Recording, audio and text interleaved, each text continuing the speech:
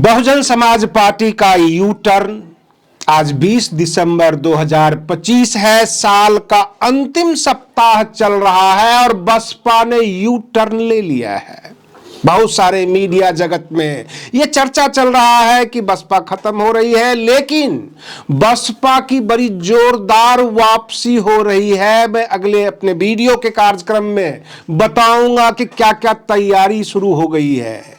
मैं आरडी भारती और आप देख रहे हैं बिहारी सुल्तान। बिहारी सुल्तान चैनल बहुजन समाज की आवाज है, आपकी बुलंद आवाज है। आप इस चैनल को आर्थिक रूप से सहयोग कीजिए।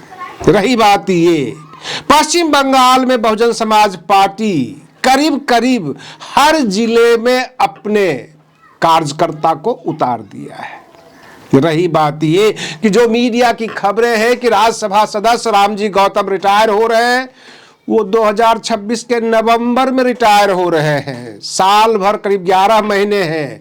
इस 11 महीने के अंदर बहुजन समाज पार्टी वो ताकत बनने जा रही है जिसकी आप कल्पना नहीं किए होंगे।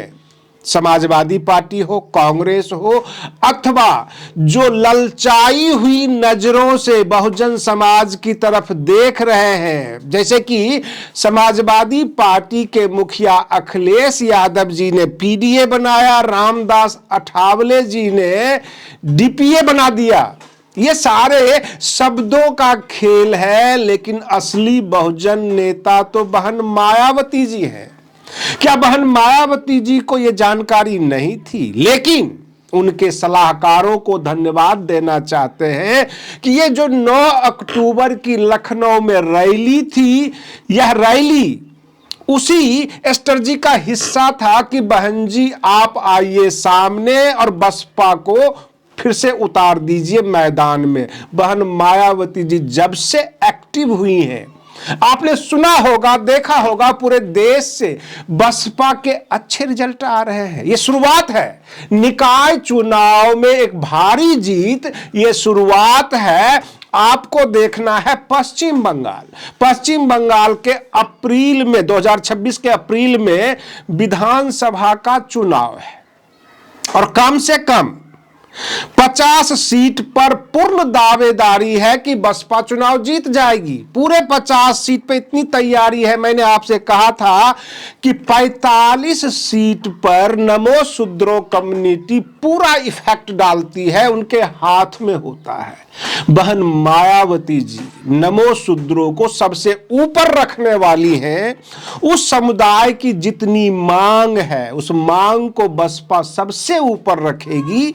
बहन मायावती जी पश्चिम बंगाल में रैलियां भी करेंगी और इतना मेहनत बसपा के कार्यकर्ता करने वाले हैं। जो प्राप्त सूत्रों के हवाले से खबर है, उत्तर प्रदेश के नामचीन चेहरे, बहुत सारे बॉलीवुड के स्टार, सबके सब पश्चिम बंगाल में बसपा के तरफ से उतरने वाले हैं। एससी, एसटी, ओबीसी, माइनॉरिटीज, ये सब के सब मूल सिद्धांत में समाहित है बसपा का। लेकिन एआईएमआईएम और बसपा दोनों एकजुट होकर पश्चिम बंगाल में कमर तोड़ने वाले हैं। न भाजपा का सपना पूरा होगा, न ममता दीदी का।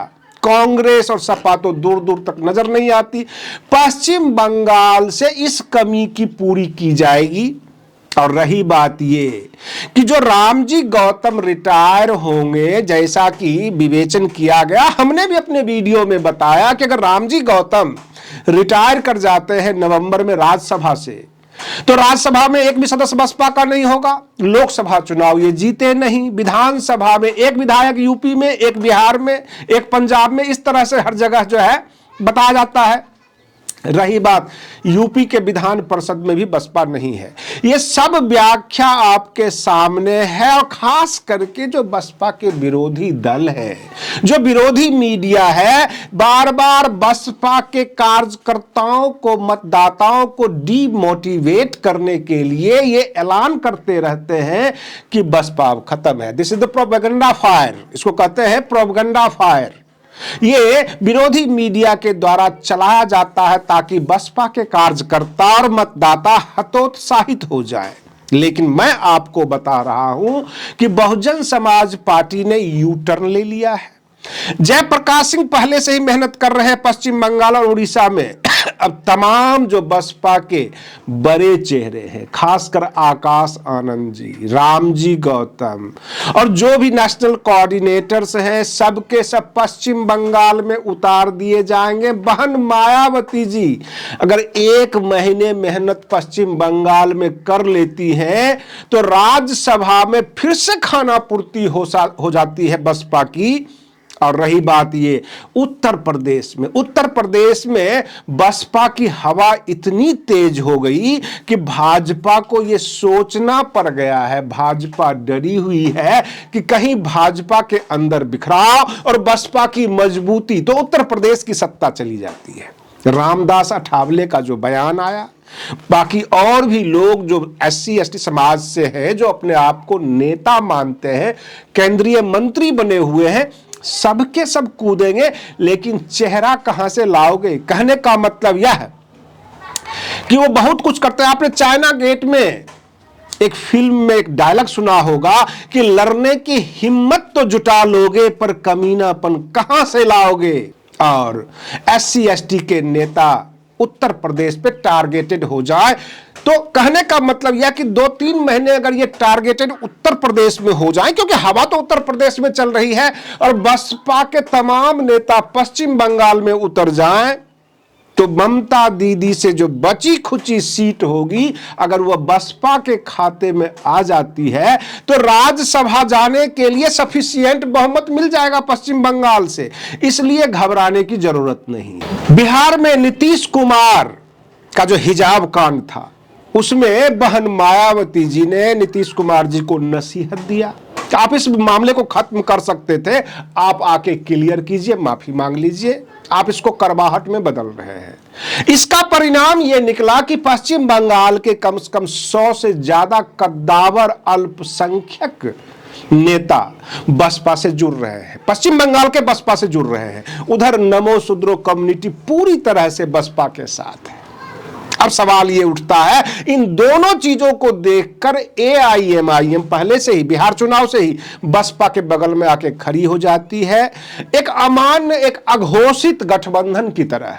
क्योंकि बहन मायावती जी ने कोई गठबंधन की घोषणा नहीं की थी, लेकिन इनका ट्यून मिलने लग गया, नेता आपस में जुड़ने लग गए, और इस तरह से जो माहौल बन रहा है कि पश्चिम बंगाल में बहुजन समाज पार्टी केवल खाता ही नहीं खोलेगी, बल्कि अच्छे विधायकों की संख्या ले आएगी, जो हालत बन रहा है। और इसके ऊपर तड़का लगा दिया बिहार के मुख्यमंत्री नीतीश कुमार। आपको बता दें, इस टॉपिक को लपकने के लिए कई नेता आतुर हैं। झारखंड के मुख्यमंत्री, झारखंड सरकार ने ऑफर दे दिया नुसरत जहां को, जो आयुष डॉक्टर थी, जिनका हिजाब खींचा गया था, कि 3 लाख रुपये महीने की सैलरी देंगे, झारखंड सरकार आपको नौकरी देने के लिए तैयार है।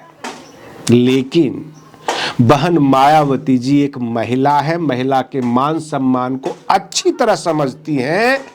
और रही बात यह कि लगे हाथों आपको बता दूं कि बसपा और तेज गति से ऊपर उठेगी, क्योंकि भाजपा की सरकार ने उत्तर प्रदेश में कुलदीप सेंगर को राहत दे दिया है। अदालत ने उन्हें रिहा करने का आदेश दिया है। वही नेता है जो रेप के मामले में जो है बंदी थे।